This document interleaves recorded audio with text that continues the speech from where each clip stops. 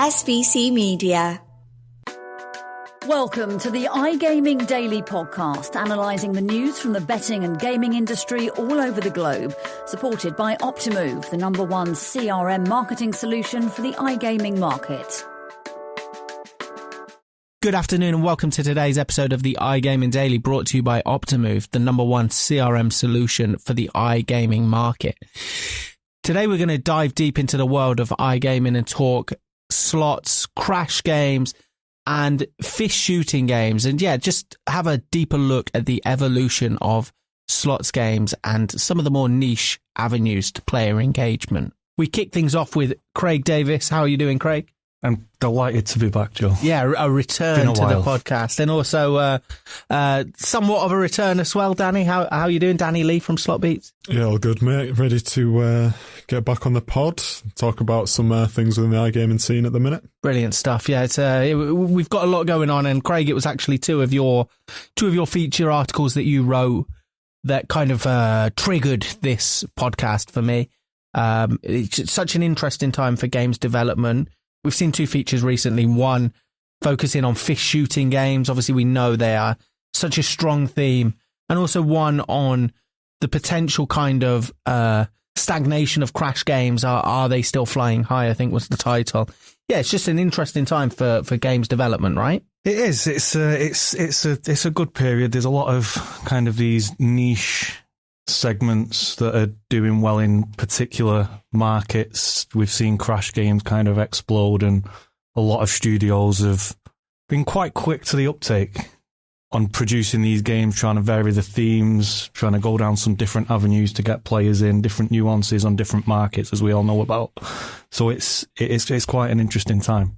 Danny, what have you made of the evolution of crash games and I guess the development of various slot games? Yeah, like Craig said, we're seeing a lot more of these niche games now in the past sort of couple of years. Definitely see more and more every week, and particularly more and more studios that would usually just focus on slots and now like delving into all these different formats as well.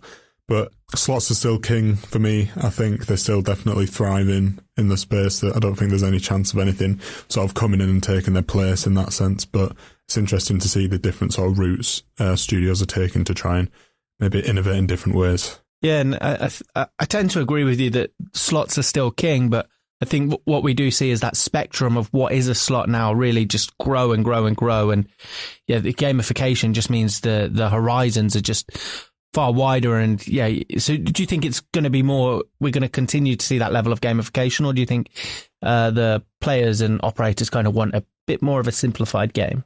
I think it's all about balance, really. You can tell that simple games clearly do quite well. A lot of players only have a certain amount of time to like play on an online casino, and they might only want to go to familiar games that have been around for decades even now. But there's also a lot of expansion going on with studios finding new ways to introduce mechanics and new ways to deliver wins and all those good like bonus features that we see being introduced. So I do think balance is really important there. Some studios maybe sway one way rather than the other, but it's interesting to see what sort of thrives the most. And when we go to events, you do often get like very mixed sort of opinions between operators and suppliers on what it is that they want and what it is that players want as well. Yeah. Craig, you speak to suppliers probably as much as anyone at SBC. Is that the same sentiment you're getting, that there's still an appetite for gamification, but also there is a need for balance, and traditional kind of slots are still king? Absolutely. That's kind of the overarching theme. If he was going to sum it up in about 5 or 10 seconds, that would be what you'd say. I think one of the overwhelming messages now, as you kind of get much more kind of granular data, and the data becomes much more kind of, I suppose, reliable on a market by market basis, and it's overwhelming what these kind of studios and operators have at the palms of their hands at the minute. And if you feed that back into what Danny's just been saying with slots are still king, yeah, true, and they always will be if you look at it on a global basis. But on that market by market basis, that's where you might start seeing, I'm not going to say a crash game overtake slots, but on that market by market basis, you may see some of these more niche segments making a much bigger splash than you will elsewhere. More legacy markets such as the UK, for example, slots are going to dominate forever. But elsewhere, you may see these other segments come in a big way. Well, I mean, that was kind of explored in one of your articles about whether crash games have kind of stagnated. I wanted to get your opinion on that. Do you think crash games have kind of paused in their growth a little bit, or is that incorrect? I'd possibly say not. I'd say it's still, while they're not a new thing, this surge in popularity seems relatively new, I'd say. But if you go from crash games to all the different gaming segments we've got, what you've got to remember is, if I go back to a kind of, I suppose, data, but players themselves, and players know what they want. And if they've been playing these slots forever kind of thing, it's a supplier is going to do something tried and tested that's been successful over something new, because that's a huge risk. Yeah. And you're putting that much money into it. So if you've got something like, although it's ended now, I'm going to throw it out. If you've got a relaxed game and doing a money train and they've had all this success and they know the operators trust it, of course they're doing a 2 and a 3 and a 4. And you see it now with the Tumble series. The Tumble series is doing really well. Quite the fan myself, to be fair. And they're doing really well. So of course they're pursuing that because they know they have that operator trust. Yeah. And operators themselves, they know what the players are playing more than anyone. So they're not going to, for example, say, oh, let's put this crash game as pride of place in our lobby, when they've got all these hundreds of slots that they're going to trust players to play on top of them. So I'd say it's that, again, the balancing act of that. It's trying to get that trust of the operator to take the punt on you. And I suppose if you do look at studios that are tried and tested, if you stick with a relaxed gaming, for example, or, a Blueprint, who've had numerous iterations of Fishing Frenzy, and if one of those studios were to do something a little bit different, an operator may be a little bit more inclined because of those past successes. That could be a hugely incorrect opinion, but it could work that way, that an operator is going to trust those studios they've been with for a long time. Look, they've had all these successes with this slot and this slot and this slot and this slot. Don't I try something different? Let's have a go.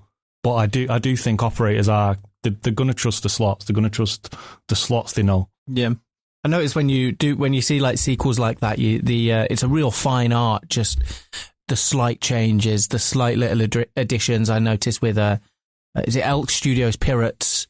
There's just each time it's kind of the same, but it's just something a little bit different. Just add something, just give it a different feel, and I guess that's how you slowly make an audience feel comfortable with a new mechanic or something like that. That's the trick, and that's where these developers are so clever. Whether it's a new addition in a series or just a fresh iteration of a tried and trusted theme like your Fishing Frenzy, for example, which everyone will know, it's trying to retain that familiarity while also adding something a bit new and different. You can't go too far into something different, because then players are just going to be like, well, this isn't the same. Yeah, you lose the whole purpose of that comfortability. Comfortable is a good word. You've got to keep that level of comfort while also kind of piquing that engagement and interest in something that might be a little bit different. Yeah, and Danny, I want to bring it back just a little bit. Where do you sit on the idea that maybe the growth of crash games has stagnated? Did you agree with that sentiment, or do you still feel like they're on this upward trajectory?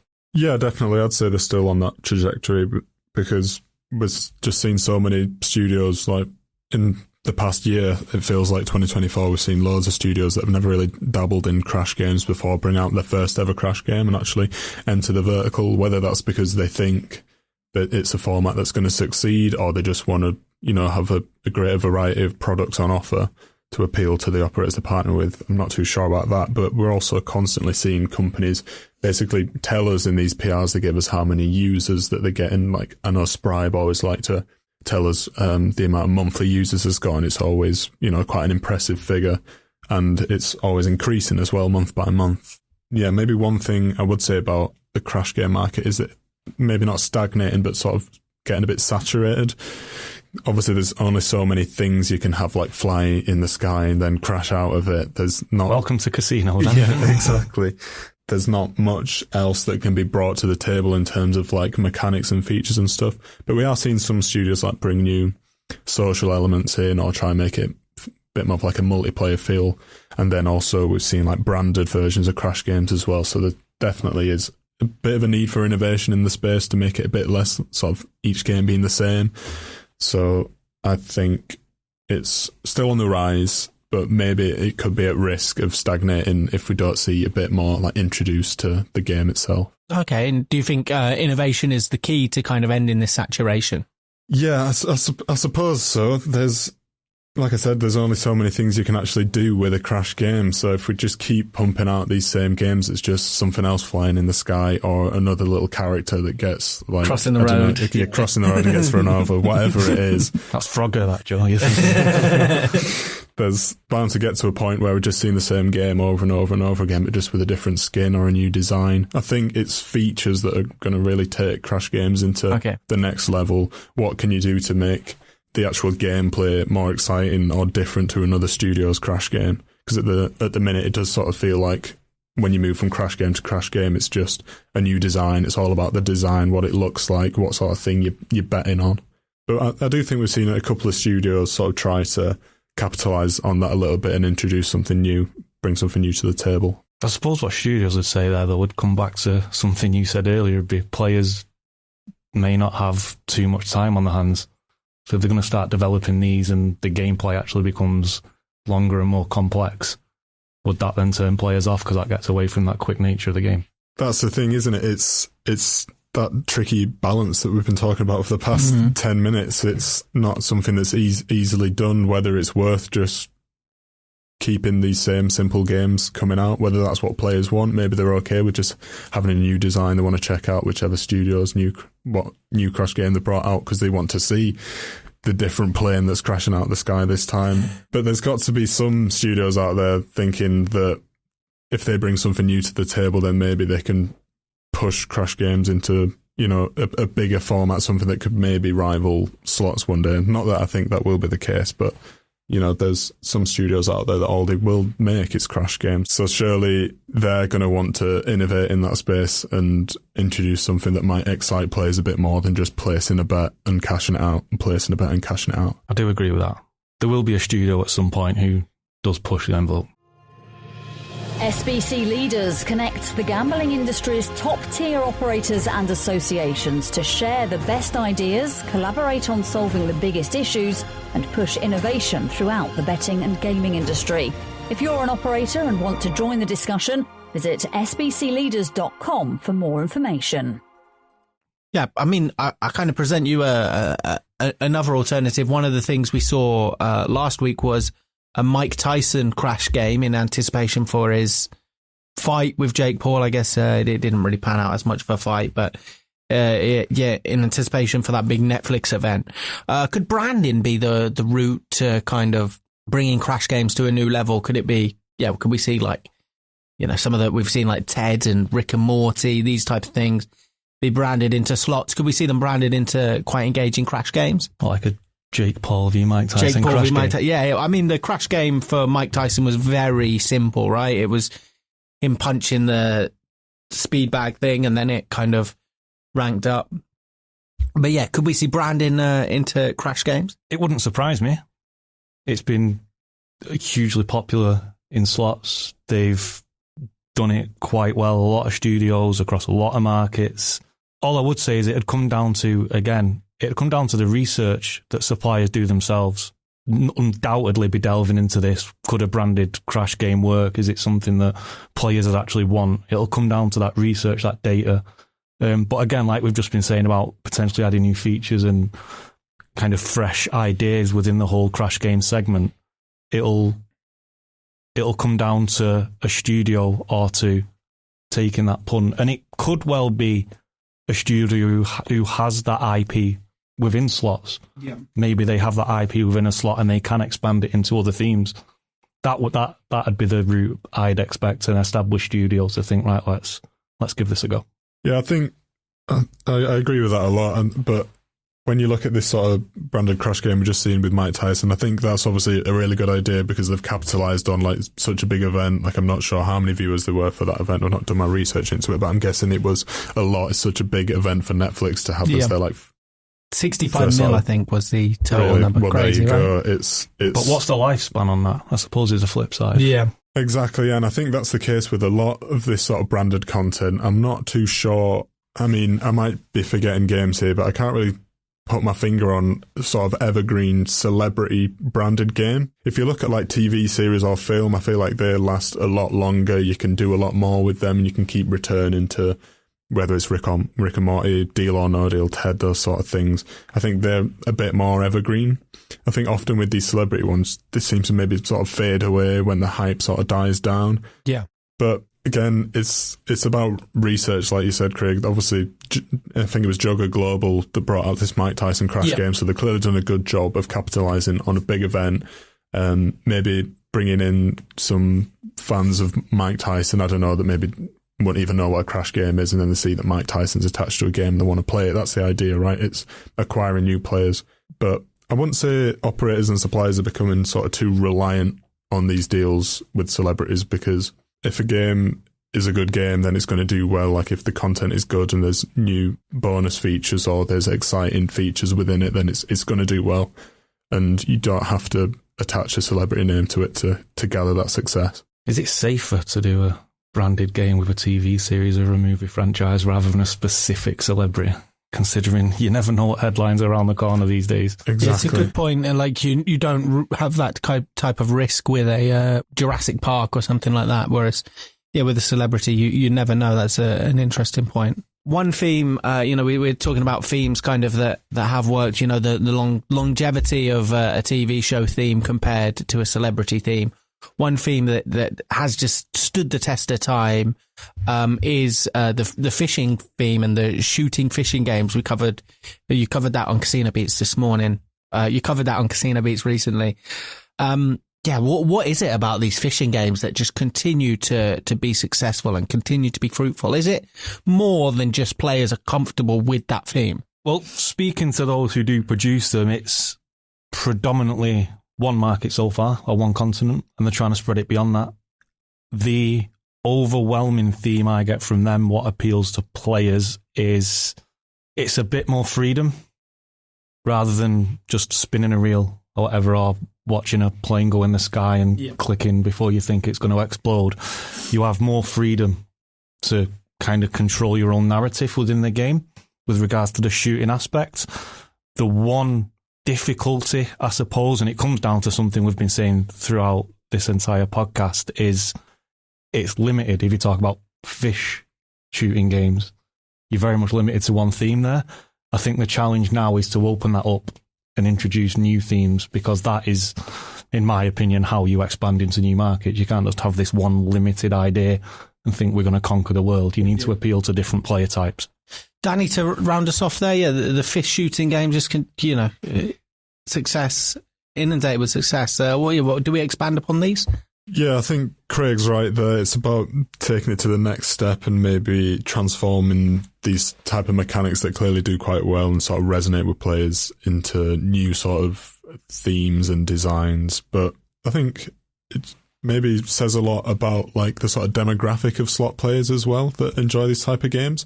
Maybe there's something similar between the people that like fishing and the people that like slots, and it's definitely like, fishing's a sport, right? And it's a sport that kind of marries quite well with the mechanics of a slot. It's clearly a simple thing for players to understand as well. Like, I think if you hadn't played a slot before and the first slot you did play was like a fishing frenzy, it wouldn't take long at all to understand where you get the big prizes from and what sort of features you're looking out for in there as well. Yeah. So by that sentiment, does that mean the untapped potential is in a golf game? Maybe is that where we go next? Well, I'm sure there's a golf crash game out there somewhere where the ball flies through the sky and then crashes out. So maybe, yeah, a golfer crosses the road, maybe something like that. Guys, thanks ever so much for your time today. I really appreciate it. Diving deep into the world of iGaming. So good stuff. Thank you. And be sure to continue to check out iGaming Daily and CasinoBeats and SlotBeats this week, where we continue to update you on everything that's going on in the world of iGaming and casino. Thank you for listening to today's iGaming Daily podcast, supported by Optimove, the #1 CRM marketing solution for the iGaming market. If you want to find out more about some of the subjects raised today, feel free to explore any of the sites in the SBC News network or check out the latest edition of the SBC Leaders magazine. Happy reading.